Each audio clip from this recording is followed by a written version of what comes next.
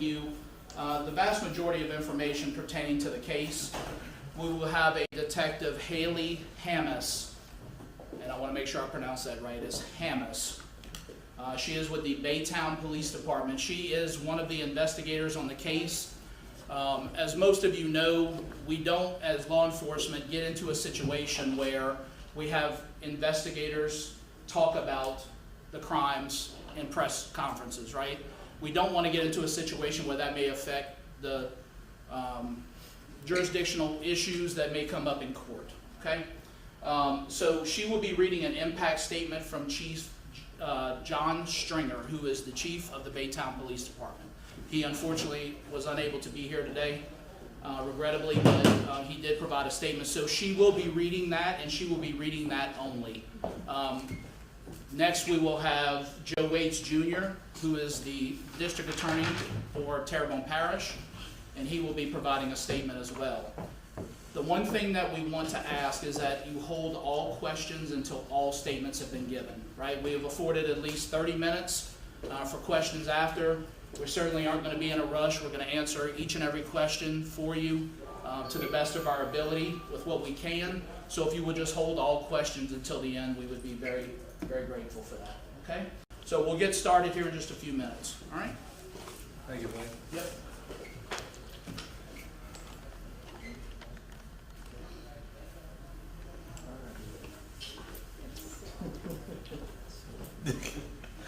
She's just adorable. Oh, you have that in your head. From the moment I found out, That's cool. I was like, yeah. But I told Finch, I was, or whenever I shot it, I asked Finch, I was like, can I use the new gray one? Here we feel.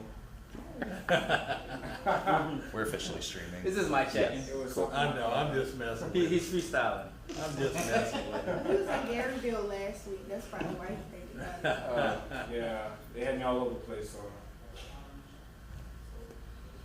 Busy chasing. Where's Garyville? That's by Baton Rouge? I have no idea. I just went to a location. By La Place, huh? Is it? Yeah. I couldn't I think remember. so, yeah. It's over in like St. John. Yeah, it's like 10 minutes from the class. Yes, it's It was right now. okay. Yeah, well, So no, I'm sort of All right, folks, y'all just give us a few minutes to get set up and be ready to rock and roll.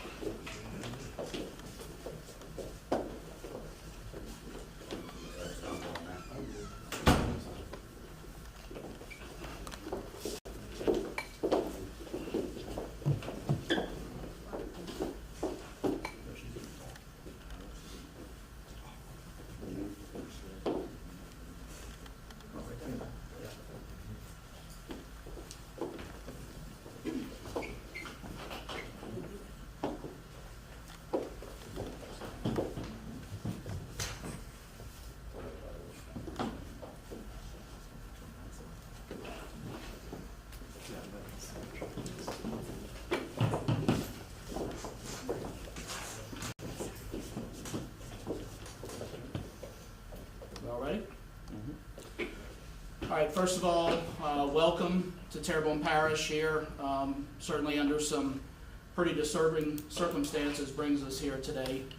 We are here to discuss a case that sort of culminated with work from the Terrebonne Parish Sheriff's Office and also the Baytown Police Department investigation that sort of came to light on April 20th of this year.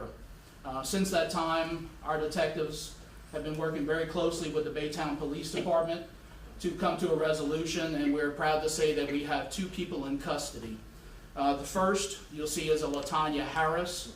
She is a 40-year-old female from Thibodaux, and also a Terrence Washington, who is a 41-year-old male from Thibodaux as well.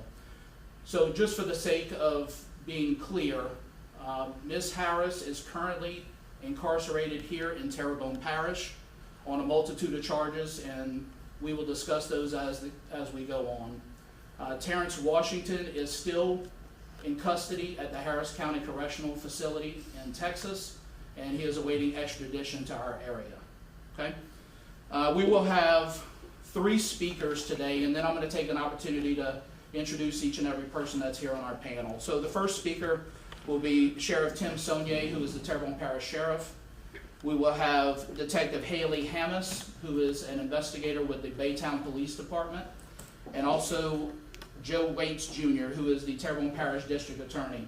We ask that all of your questions are held until each person has an opportunity to speak. And as we explained earlier, Detective Hammis will not be available for any type of questionings related to anything that occurred in Baytown. She will be reading an impact statement from Chief John Stringer, who regrettably could not be here today. So I'll take this opportunity to introduce our panel. First, we have Lieutenant Colonel Terry Daigle, who is the Criminal Commander for the Terrebonne Parish Sheriff's Office. We have Major Cody Wazan, who is the Chief of Detectives for the Terrebonne Parish Sheriff's Office. Captain Mitch Lejean, who is the Assistant Chief of Detectives for the Terrebonne Parish Sheriff's Office. Captain Shara Petrie, who is the Supervisor of our Special Victims Unit here at the Terrebonne Parish Sheriff's Office. We have Lieutenant Jason Pellegrin, who is the Assistant Supervisor for the Special Victims Unit here at the Sheriff's Office. We have Mark Petrie, who is the Chief Investigator for the Terrebonne Parish District Attorney's Office. And we also have Dennis Elford, who is the Chief of Staff for the Terrebonne Parish District Attorney's Office. Okay. At this time, I'm going to turn this over to Sheriff Tim Saunier. All right, thank y'all for being here. First of all, I got 3 words to say. My prayers go out to the victim, and there's 3 words. I'm going to talk about resilience, because that victim showed resilience to be a survivor, and bottom line, from a Marine's perspective, she was a true warrior to survive that. So I'll continue to pray for that young lady and her recovery. So I'll kind of go over the facts. It's a 15-year-old female victim, and we're obviously not going to release her name. The 2 suspects were LaTanya Ann Harris, 40 years old of Thibodaux, and Terrence Washington, 41 years of Thibodaux. This was a tough one. It's a real tough one. But we have Baytown, we have a representative for Baytown Police Department. We thank you from the bottom of our heart. It's a tough one. And my detectives, thank you. Thank you. Because we're gonna make sure justice is served for that victim. To give you some more facts, on April 21st, 2024, at approximately 8:30, Terrebonne Parish Sheriff's Office was notified by DCFS of an abuse case that is being investigated by Baytown Police Department. The abuse was discovered as a result of a traffic crash investigated which occurred on I-10 East in Baytown, Texas. When Baytown officers arrived on the scene, they located a driver armed with a handgun who was taken into custody by Baytown Police Department. Baytown PD located 2 adults and 2 juveniles in a vehicle. The adult driver was identified as Terrence Washington. Adult from the front passenger was identified as LaTanya Harris, along with a 10-year-old and a 15-year-old female passengers. The 15-year-old female was found to be suffering from large-scale burns to the majority of her upper body and multiple gunshot wounds. She was transported to a local hospital in Houston, Texas area. Through the investigation, detectives learned that mid-February 2024, the juvenile female was burned after LaTanya Harris had learned of a sexual assault committed on the juvenile by her fiance, Terrence Washington. Harris burned the juvenile with flammable liquid and a lighter at the Thibodaux residence in Terrebonne.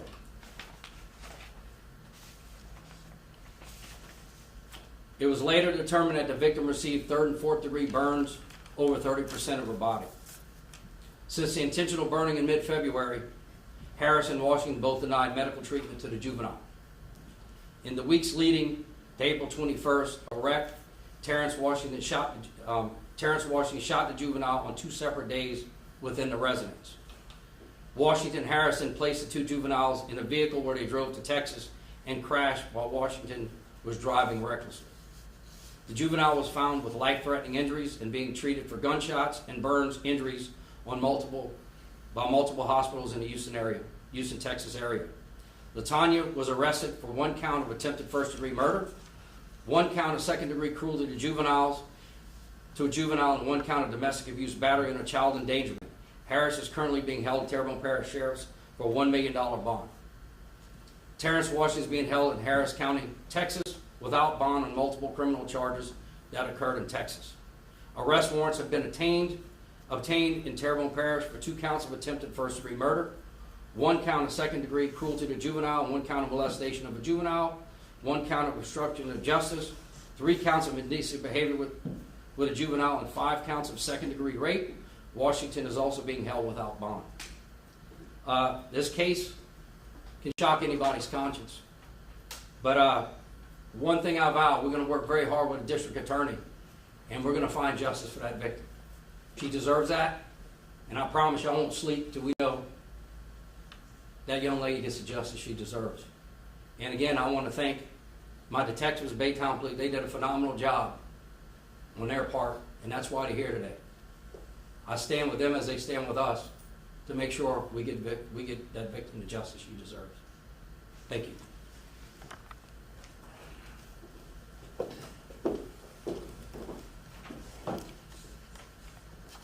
Good afternoon. I'm Detective Haley Hemis with the Baytown Police Department.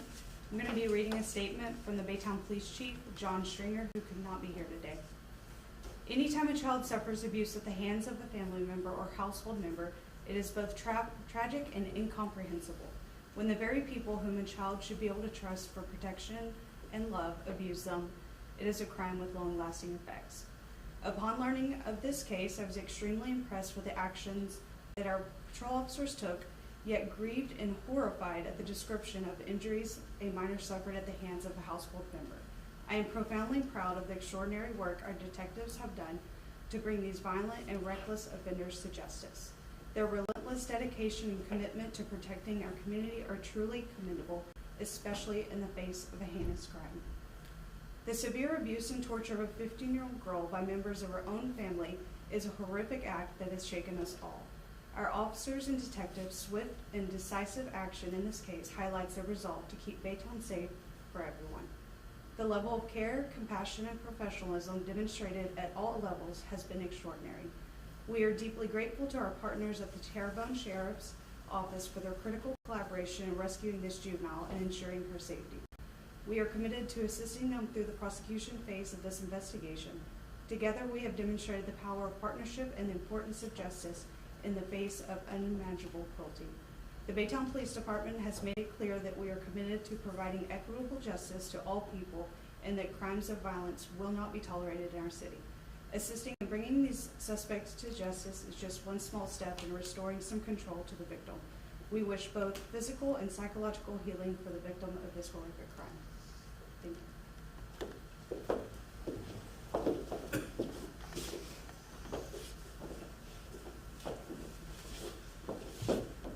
Thank you all for being here. I'm Joe Waits Jr., District Attorney for Terrebonne Parish, along with me Dennis Alfred and Mark Petrie, my Chief Prosecutor and my Chief Investigator. First of all, I wanted to say congratulations to both law enforcement agencies. You've done an excellent job in this case in bringing the most horrific case, one of the most horrific cases, to an investigation conclusion that I've ever seen. Congratulations, Baytown and the Terrebonne Parish Sheriff's Office. You did an excellent job. The second is to reach out to the family of our victim. Like I said, this is probably one of the most horrific cases I've seen and prosecuted in my 27 and a half years as district attorney. Sheriff Sonia has touched on the issue of justice, getting justice for this family. I feel confident as we stand here that we will get convictions and put these terrible people in jail for a long, long time, hopefully for the rest of their lives. These are bad people for what they've done to a very young girl. But the key word is justice. Will we ever get justice for this person? I don't think that we can.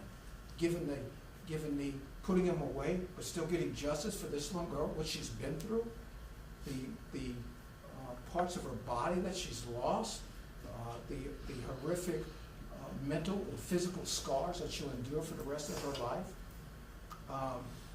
We will see this case to a conclusion, and like the sheriff said, we'll attempt to get justice, and we will put them away. Whether or not it'll be true justice, I'm not sure that we can do that because of the magnitude of this particular case. It's horrific. It's horrific. Just looking at the photos, it will turn your stomach. It will shock you as the magnitude of this case that we're dealing with. So once again, I feel confident that we will get convictions in this case. Arraignment has been set for June the 24th, at which point we will be setting trial dates. There's no trial dates set, but the first appearance will be the arraignment. And so after that, we will try to put this case on a fast track to get it resolved. For the health and well-being of our victim, it's very important that we get it over and done with to bring her some sort of closure. Is there true closure here? I don't know that there can be. I don't know that there can be. But we'll be there to support her every step of the way and do our very best to give her the emotional support that she deserves and that she needs. So once again, I thank Baytown Police Department and Terrible Parish Sheriff's Office for the awesome investigation that they put together. I feel proud to stand shoulder to shoulder with these guys. They're first class in a class act. So thank you all very much.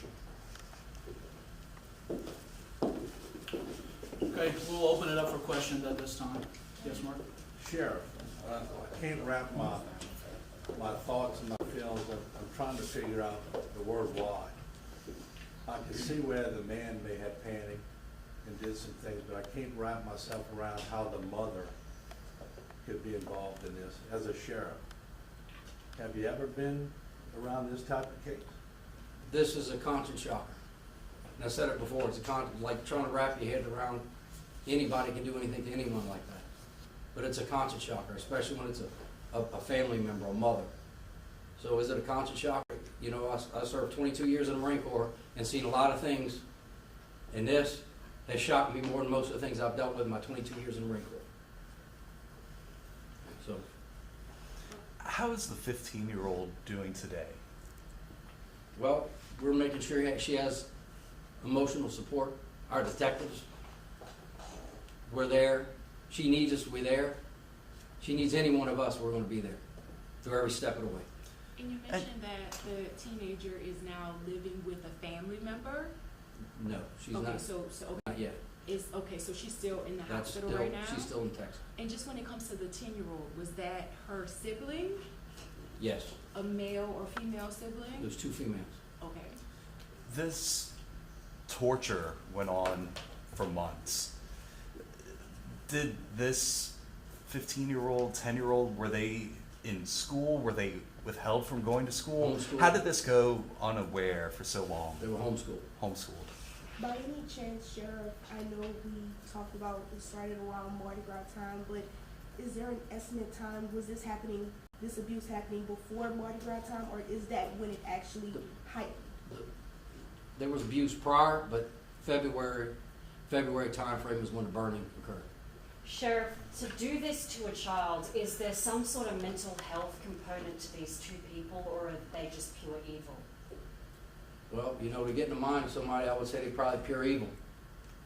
But, you know, I'm sure they might have some mental issues going on, but regardless of what's going on mentally, I'm 100% confident they know the difference between right and wrong, and we're going to make sure justice is served. Sheriff, you know, I mentioned that she was shot twice.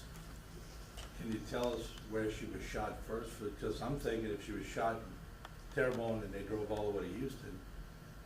It occurred here, that from the investigation, she was shot once in the chest and once in the head. And on 2 separate days? 2 separate days. And no medical attention? None. Did the victim mention when she was first sexually assaulted, like how long that had been happening? Well, I'm going to say this based off of my investigators. You know, I was able to get a lot of briefs. What I'm going to tell you is about resilience, and another word I mentioned is called presence of mind. She's an incredible young lady to be able to encounter what she went through and be able to tell our detectives what happened. And I'm going to leave it at that. Sheriff, do you know how long between the period of the first shooting to the second shooting that this young woman was Within a suffering? day or two. Was Washington biologically related to the victim or the 10-year-old child? His mother. What about Terrence Washington? Father? Boyfriend? Stepdad or step boyfriend or Not biologically related to No. our child? Do we know how long they had been together, and then also if the That, 10-year-old, I don't know how long they've been a couple. do we know if the 10-year-old has been abused by the couple? We're still investigating a lot on this case, so to answer that question, I can't, but we're still investigating. In the report, you said that the mother, she just wouldn't talk. What did that say to you, Sheriff, that she wouldn't even answer any of your questions? Well, it's a tough one. It's a tough one, but I mean, like I said, the confidence, and look, what Baytown was able to find out, what our investigators were able to do, we brought it to here today. So, Do you know her believe if condition Washington? In hospital in Texas? what's that? What's her condition in the hospital in Texas? I would say stable. Do you believe if Washington was never involved in this wreck, that this 15-year-old would be dead? Well, I'm not gonna speculate, but I can probably, under the circumstance, sometimes maybe that wreck was what brought this to light. Might have been a different outcome. Can I ask Mr. Waits a question? Sure. Joe, y'all got 3 cases going on right now, the Ezekiel Harry case, the Esco case, and this case. Since you've been DA, have you ever seen that many horrific cases at one stretch of time in your DA's career? No, in 27 and a half years, no, Martin, we have not. It's just, it seems like the cases are rising to a whole new level of violence, and that's shocking to the conscience. As the sheriff was saying, it's just, it's hard to understand how a mother can allow something like this to happen to a child. It's just, there's so many families that willing to take in, adopt, to bring in kids, and here we're gonna allow, a mother's gonna allow this to happen to her child. It brings all kind of questions into the mind, but I guess it goes to the why that you were asking a moment ago. But to be honest with you, I don't have all the investigation is still ongoing, and I will wait for the rest of the reports to generate a further opinion. How mentally tough is it to prosecute cases like this? Seeing the pictures and everything, I'm sure the emotion runs pretty deep. Absolutely, it runs deep. And looking at the pictures prior to this conference, it's just, it shocks when I say it shocks the conscience, it shocks the conscience to see the magnitude of these injuries and how this little girl survived. The sheriff used the word resilience and how resilient she was. I think this little girl was fighting for her life. How she was able to maintain her life, I don't know. But from looking at the pictures, but using the sheriff's word resilient, she is very resilient. She's a strong individual, and she's going to need a lot of support from our community. What type of charges could the two be facing? I would imagine because a death did not occur, the death penalty is off the table. Right now, the most significant, there's a slew of charges. The most significant is attempted first-degree murder, multiple charges, multiple counts on him and on her. So there are other charges after we get the case. We will screen it and make that prosecutorial decision. But right now, the most serious one is the attempted first-degree murder of a child. And do we know when Mr. Washington will be extradited back to Louisiana? I don't know, but we hope it's soon. The first arraignment, like I said, is set for, I think both of them are set for June the 24th. June the 24th, and we're hoping that it's before then, but there's things we have to resolve legally through Baytown, and then we will go from there. And he's being held without bond in Texas, is that correct? That's my understanding. This may be a question for the sheriff, but were there any ties to Baytown? I know this may, be a Baytown question we can't answer. Were they just passing through Baytown's, I-10? It stated I-10 East. Were they coming back home? Were they? Well, they were going eastbound on I-10. So, was there any ties to Baytown? Well, what I'm gonna say is police work. There's nothing routine about police work. Officers respond to an accident or careless operation or reckless driver. Sometimes when you get on the other end, you just don't know. So and I said it from the captain for many years, there's nothing routine about what law enforcement officers go through every day. And that's why I can stand here and say I'm the biggest fan of law enforcement. No doubt. Because what our guys do, I stand behind 100%. And I'm truly blessed with a good team, and truly blessed to be surrounded by other officers that try to serve causes higher than themselves. And you all said that their first appearance will be an arraignment, and that'll take place on June 24th? Yes. Where will it take place? Do we know? Division C, Judge Division Juan C. Pickett's courtroom, Division C. Okay. Sheriff, do you know if these two, they were definitely fleeing the parish, and that's why they were caught in Texas? They were fleeing because of this? They crime? weren't fleeing, they were going to Texas. Oh, so they were just passing through. Yes.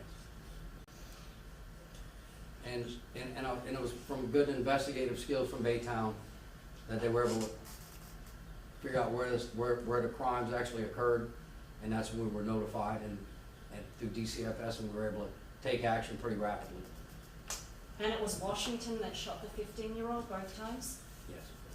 And the gun that Washington had a gun in the vehicle. Was that gun the one used to shoot the 15-year-old? Well, once the investigation is thorough and we can confirm that, then we'll know that answer. At this time, anyone else potentially going to be facing charges in this case? Well, the investigation's still ongoing, and if there was anybody else involved and we find out, we're gonna make sure that justice is served. I got a similar question. It's kind of hard to keep a 15-year-old and 20-year-old homeschool, but still, especially living kind of on that cusp of Terrebonne and Rouge parishes, that nobody noticed something. Surely, any other family members. It was nothing. It caught us by surprise like anybody else. Have Harris or Washington faced any type of criminal charges in the past? Do they have a history? I didn't look into their history. I know our detectives have looked into that, but I mean, we're talking about the current, what we're dealing with now. Do you know if DCFS was ever contacted on them before? Now, I can't confirm any of that. Sheriff, I've been knowing you for a long time, and I see the emotions in you on this case. So obviously, when Joe alluded to seeing the pictures and different things, is that the father coming out in you when you see something like this that sort of separates you as a law enforcement Father, person? grandfather, yeah. I have children. I have grandchildren. And I know I'd protect them with my whole life. And for somebody to do that to their child, just can't even put it to words or understand.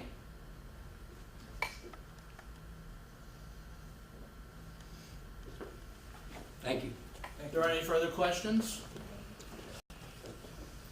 We thank all of you for being here, and that will conclude the press conference at this point. Thank you very much.